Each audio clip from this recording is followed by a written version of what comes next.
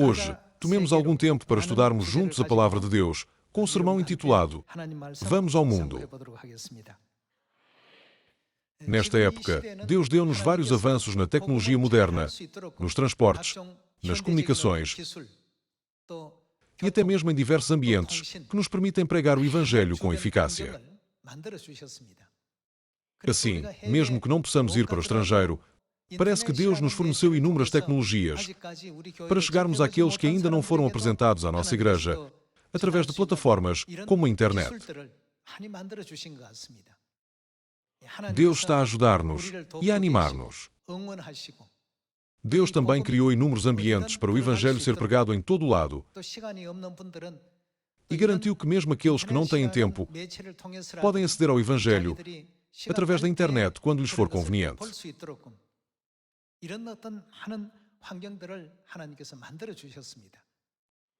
Por isso, podemos ver esta época como a época de ouro para alcançar o objetivo de evangelizar o mundo. Aqui, hoje, temos tantos que vão para o estrangeiro como os que não vão. No entanto, vocês podem pensar neste país como uma terra estrangeira. Se considerarmos o reino dos céus a nossa casa, não seria esta terra uma terra estrangeira? Uma vez que se diz que somos peregrinos espirituais nesta terra, este lugar não é a nossa casa. Nós estamos efetivamente no estrangeiro aqui também. Espero que aqueles que vão para países estrangeiros no sentido físico espalhem as belas notícias do Evangelho por toda a parte e que aqueles que não o fazem preguem diligentemente o Evangelho neste país, o país estrangeiro espiritual. Vamos todos juntos abrir em Marcos, capítulo 16.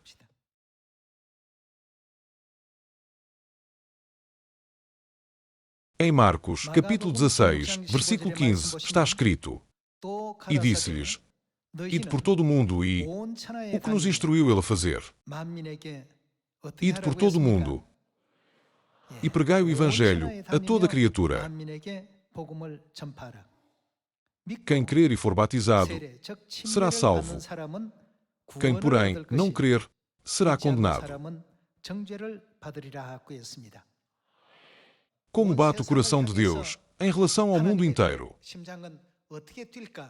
Temos de olhar mais de perto para esta cena. Deus deseja que todos os povos em todo o mundo recebam o Evangelho. E não diz a Bíblia que Deus quer que todos cheguem ao conhecimento da verdade. É por isso que Ele ordenou a todos nós que fôssemos a todos os povos do mundo. Ide, portanto, fazei discípulos de todas as nações, batizando-os em nome do Pai, e do Filho, e do Espírito Santo, ensinando-os a guardar todas as coisas que vos tenho ordenado. Isto é o que Ele nos ensinou. O coração e a mente de Deus estão concentrados em salvar o mundo inteiro, esperando o momento em que todas as pessoas no mundo terão a oportunidade de serem salvas. Vejamos 1 Timóteo, capítulo 2, versículo 4.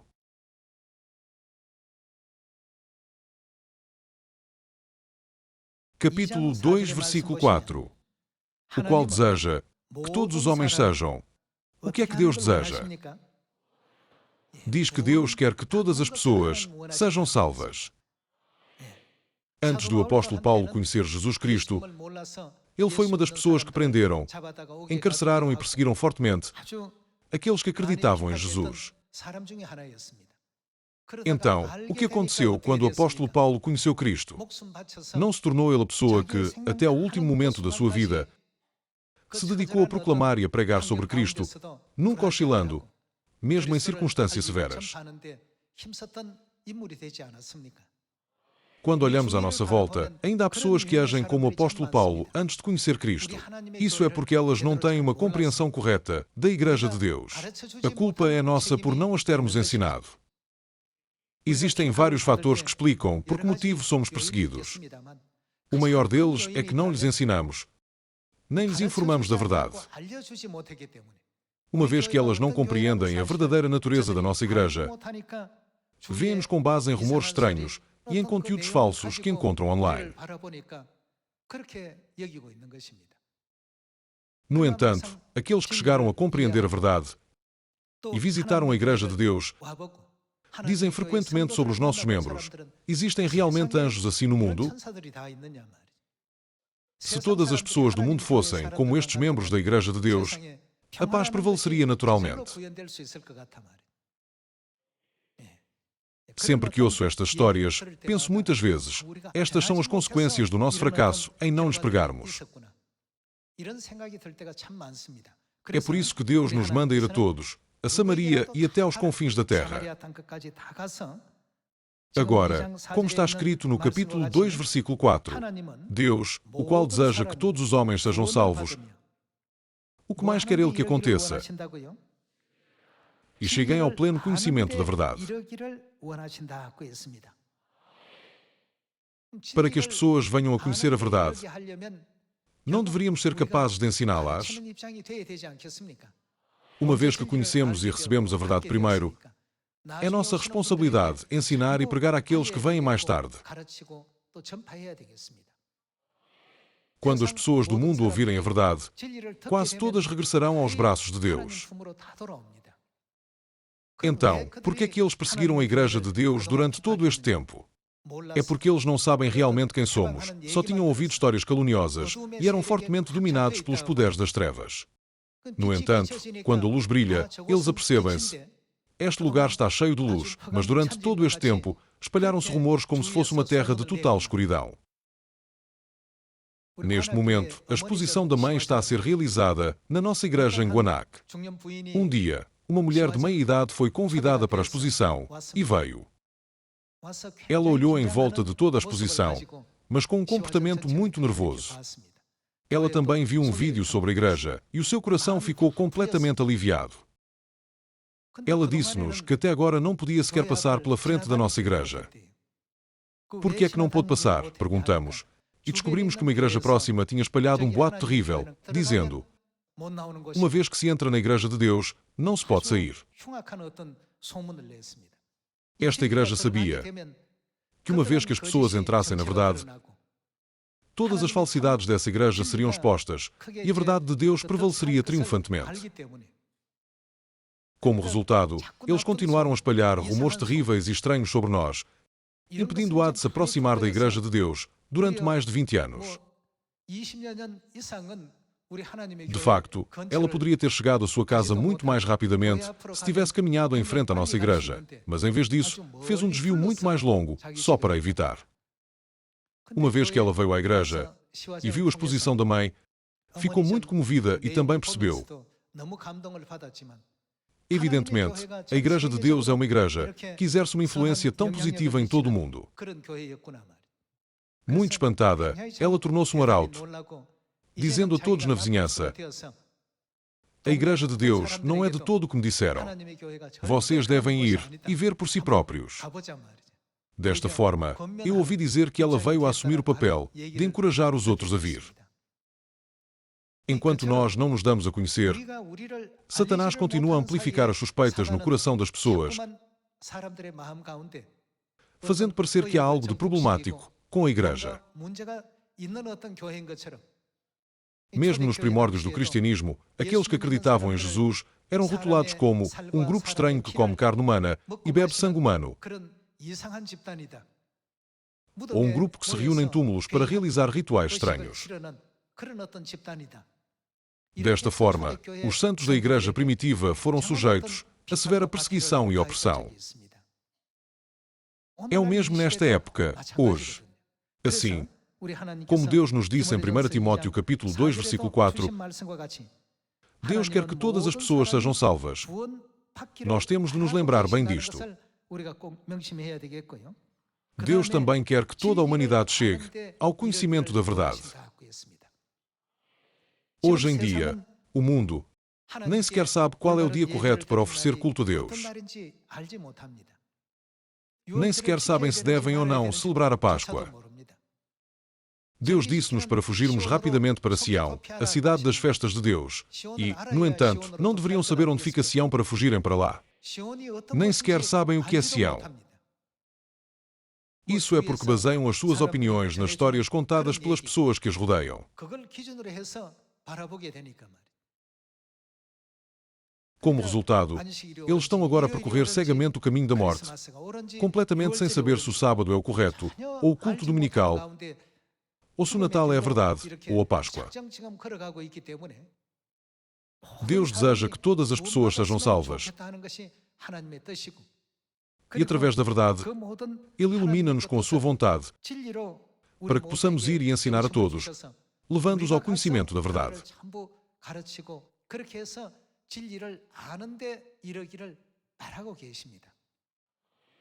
Ir para o estrangeiro em missões de longo ou curto prazo é uma enorme alegria e também muito emocionante.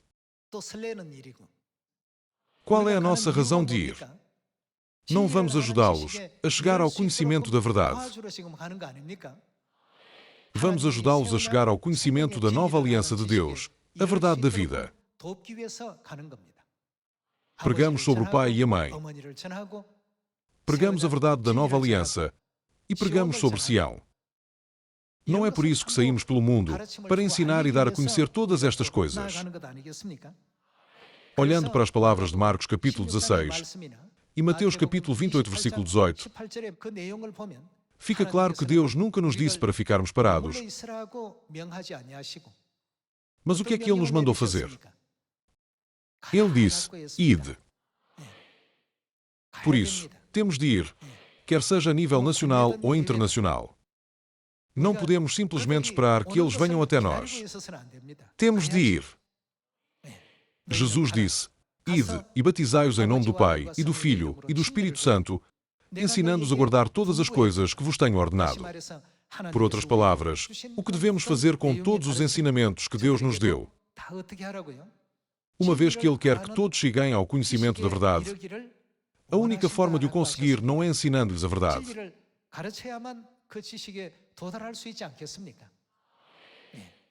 A cruz é um ídolo, ou deve ser considerada como um objeto sagrado na Igreja. Para aqueles que são incapazes de distinguir entre os dois e seguem cegamente os outros, devemos ir e abrir os seus olhos espirituais, ouvidos e corações perspicazes. Está escrito em 1 Timóteo capítulo 2 que isto é o que Deus quer que façamos. Quando olhamos ao redor do mundo,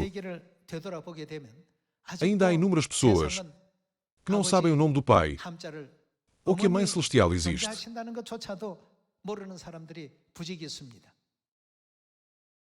Para os conduzir ao conhecimento da verdade, não se trata de insistir cegamente, vamos acreditar em Deus. Trata-se de lhes ensinar esta verdade.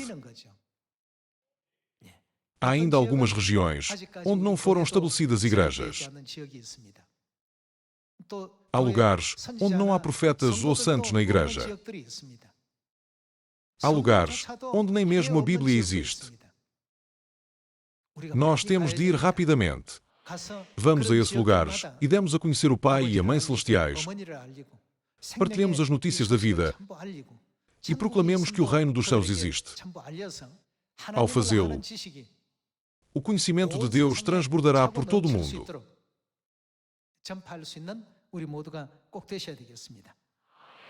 Vejamos o livro de Romanos, capítulo 10, versículo 14.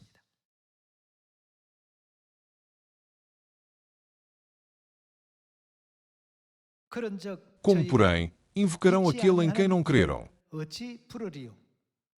E como crerão naquele de quem nada ouviram? E como ouvirão, se não há quem pregue?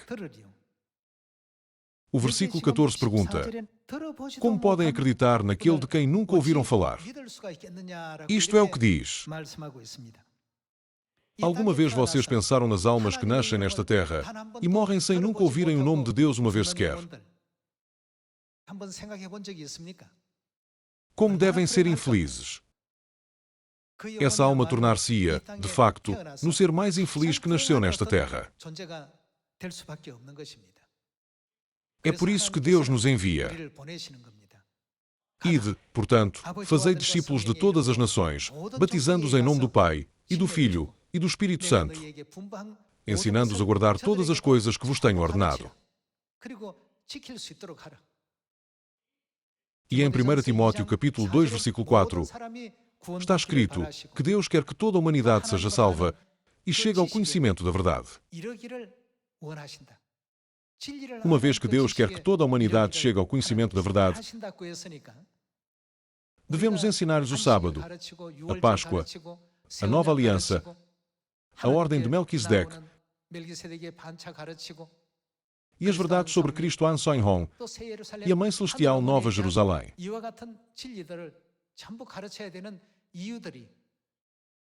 Através da Bíblia, Deus está a dar-nos a conhecer que este é o seu coração e a sua vontade. Quantas pessoas há que nascem nesta terra e morrem sem nunca ver a Bíblia ou ouvir o nome de Deus uma vez sequer? Algumas pessoas até vivem numa cidade onde nem uma única pessoa prega a palavra de Deus. É uma situação extremamente infeliz. Se houver menos de 10 ou 20 pessoas que conhecem a Deus numa cidade e nós não tivermos pregado plenamente o Evangelho nessa cidade, não é isso inaceitável? Não devemos simplesmente deixá-los em paz. Temos de fazer a nossa parte para os informar. Eu ficaria grato se todos vocês, tanto os que estão no país como os que vão para o estrangeiro, pudessem partilhar o conhecimento da verdade que Deus nos deu, onde quer que estejam.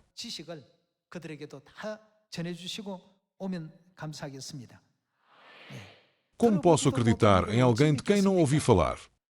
Como posso ouvir sem que alguém me pregue? As palavras de Romanos, capítulo 10, versículo 14, podem de facto ser vistas como um ensinamento importante para o qual Deus nos desperta claramente sobre o que devemos fazer nesta época. Vejamos Romanos, capítulo 1, versículo 16.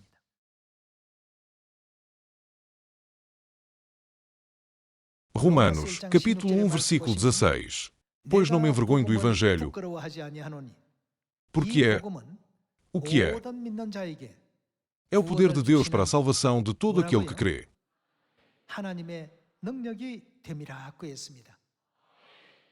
Este Evangelho é realmente uma boa notícia.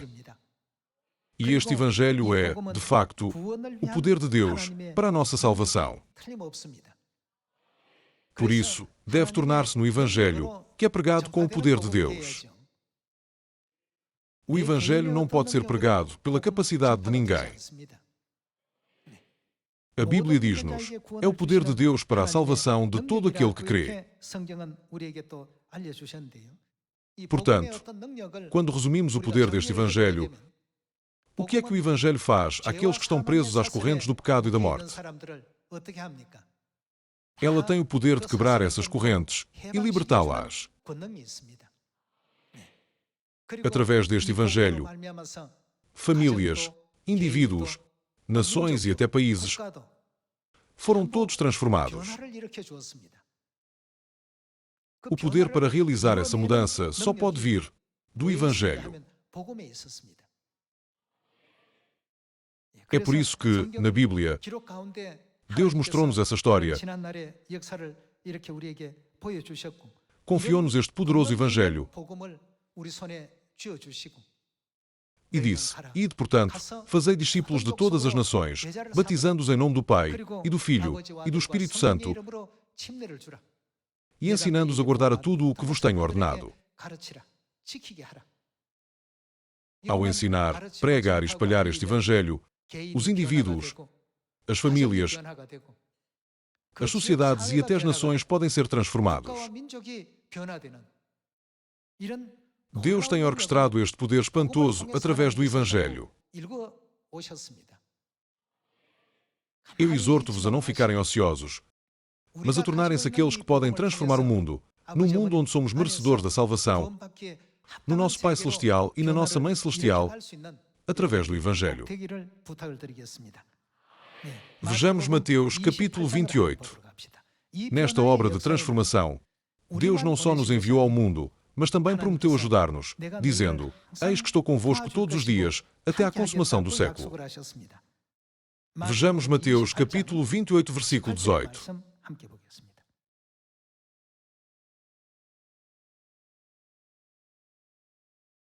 Jesus, aproximando-se, falou-lhes, dizendo, toda a autoridade me foi dada no céu e na terra. Ide, portanto, fazei discípulos de todas as nações, batizando-os em nome do Pai, e do Filho, e do Espírito Santo, ensinando-os a guardar todas as coisas que vos tenho ordenado. E eis que, o que é que Ele nos promete? Estou convosco todos os dias, até à consumação do século. A razão pela qual nunca estamos sozinhos nesta viagem do Evangelho é porque Deus está sempre conosco. Nós podemos sentir que o estamos a fazer sozinhos, mas Deus está sempre ao nosso lado. Tal como Ele caminhou com os 2 discípulos a caminho de Emaús, Ele está sempre conosco, ajudando-nos sempre, tornando o impossível possível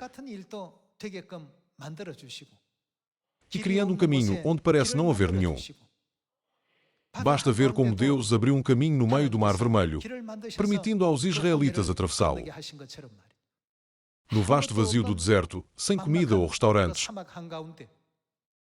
Deus providenciou um grande banquete para 600.000 homens e suas famílias, todos os dias, durante 40 anos.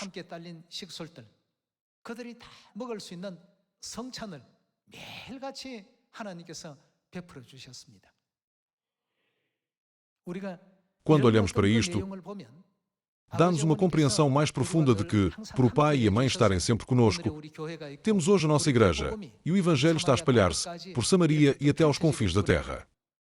Isto parece ser particularmente verdade para aqueles que estiveram em missão no estrangeiro. Aqueles que vão pregar no estrangeiro dizem, ao ir para o estrangeiro, sinto realmente que os obreiros do Evangelho estão em falta. Quando chegou o momento de regressar à Coreia e de deixar para trás aqueles que foram batizados, é de partir o coração e tive dificuldade em afastar-me. Irmãos e irmãs, há muita verdade no que eles dizem. Nós fazemos todos os esforços para guiar e ensinar cada alma, com dedicação de todo o coração, de acordo com a vontade de Deus, que deseja que todas as pessoas cheguem ao conhecimento da verdade. Em Mateus capítulo 28, Deus não nos deixou sozinhos para pregar o Evangelho, mas disse, eis que estou convosco todos os dias, até à consumação do século. Deus está sempre conosco, nas Forças Armadas, em toda a sociedade, no nosso país e no estrangeiro. Não importa onde estamos, Deus está sempre conosco. Ele está sempre a ajudar os pecadores a arrepender-se. Passemos ao capítulo 15 de Lucas.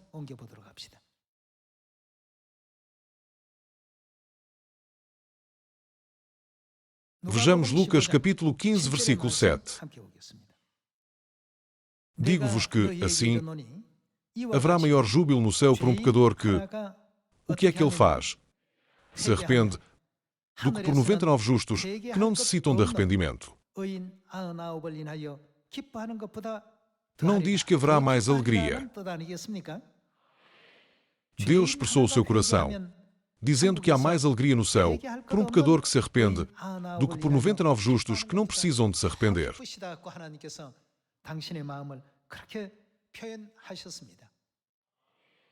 É por isso que devemos agora trabalhar apaixonadamente para a salvação de todos, desde Samaria até aos confins da terra. As pessoas do mundo relutam em envolver-se em atividades que pensam que não as beneficiam. Deus não carregou a cruz para seu próprio benefício. Ele não suportou todo o sofrimento na cruz apenas para nosso benefício.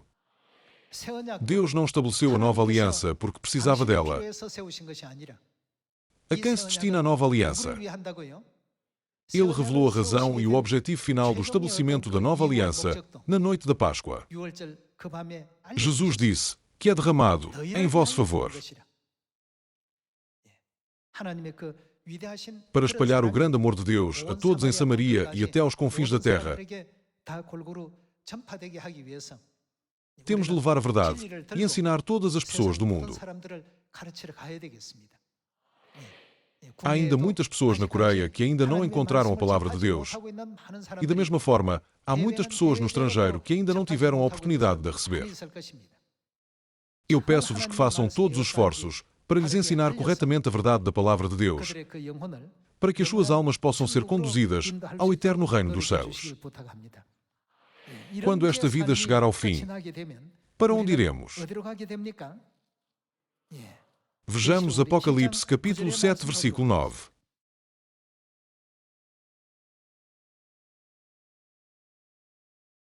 No capítulo 7, versículo 9, está escrito: Depois destas coisas, vi, e eis grande multidão que ninguém podia enumerar, de todas as nações, tribos, povos e línguas. Onde é que eles estavam?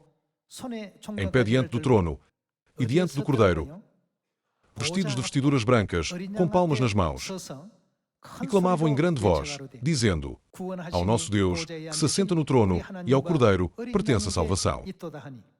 Todos os anjos estavam de pé, rodeando o trono, os anciãos e os 4 seres viventes, e ante o trono se prostraram sobre o seu rosto e adoraram a Deus, dizendo: Amém.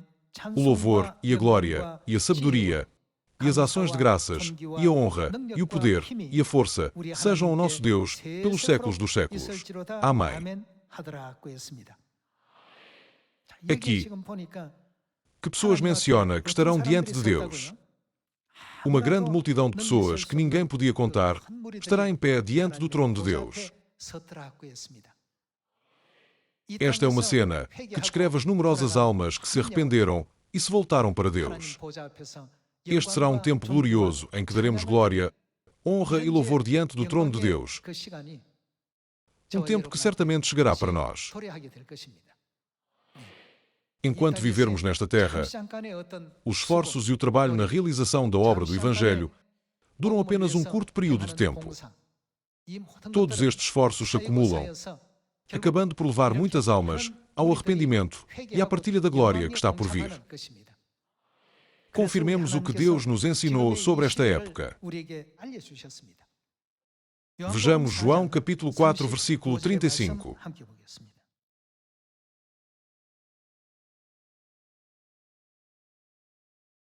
Não dizeis vós que ainda há 4 meses até à ceifa? Eu, porém, vos digo, erguei os olhos e vede os campos, pois já, o que é que já aconteceu? Branquejam para a ceifa.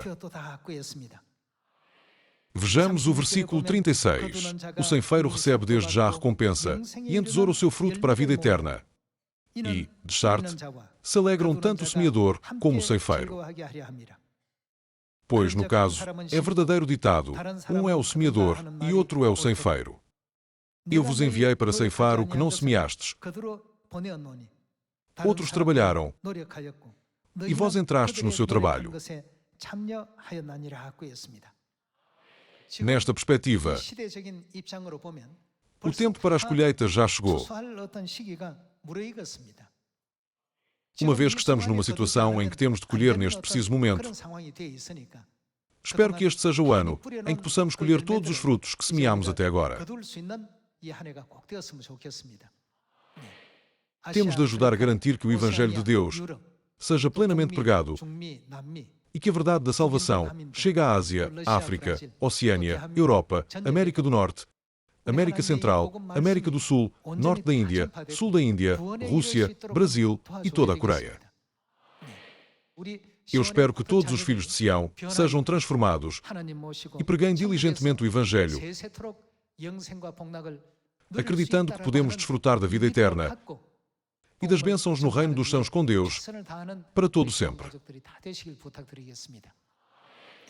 O título do sermão de hoje é Vamos ao Mundo. Não se trata apenas de sair fisicamente para o mundo, certo? Temos de levar conosco o amor de Deus, as bênçãos de Deus e também a verdade para ensinar as pessoas. Levando conosco o amor do Pai, o amor da Mãe e o apoio dos nossos irmãos e irmãs, vamos despertar muitas pessoas em cada país, levá-las ao arrependimento e ensinar-lhes a verdade. Eu espero que seja um tempo tão abençoado, durante o qual guiemos aqueles que estão presos na escuridão para a luz. Esperando que tenham encontrado graça na mensagem de hoje, eu gostaria de concluir o sermão de hoje. Muito obrigado.